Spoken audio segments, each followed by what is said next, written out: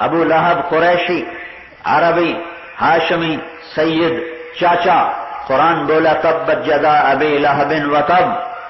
और बिलाल हबशी, गुलाम, गुलाम ज़ादा, गुलाम का बेटा, गुलाम खुद, और काला और बदसूरत। और मेरे नबी ने फरमाया जब जब जब जब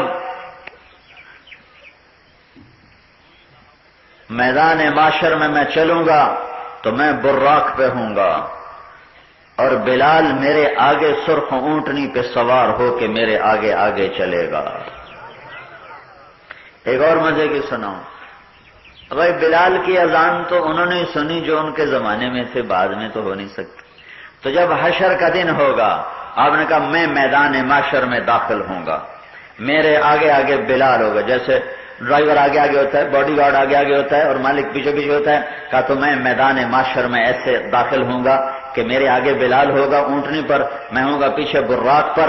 जब मैदान माशर में पहुंचेंगे तो बिलाल ऊंटनी पे खड़ा हो जाएगा और कानों में उंगलियां दे के अजान देगा।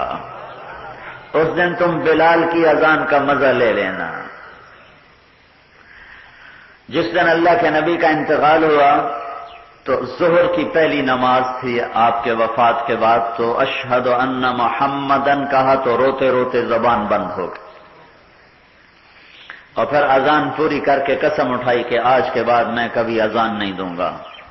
और ऐसा दिल खफा हुआ, ऐसे गमगीन हुए कि मदीना ही छोड़ दिया और मुल्क शाम निकल गए जिहाद करने। 6 महीने तक वापस नहीं आए। 6 महीने बाद अल्लाह के नबी ख्वाब में मिले। ख्वाब में, बिलाल ये क्या बेवफाई है, हमारे पास आना ही छोड़ दिया। तो बिलाल को यूं लगा जैसे अल्लाह के नबी जिंदा हैं और ख्वाब में आए और मुझे बुला रहे हैं। ये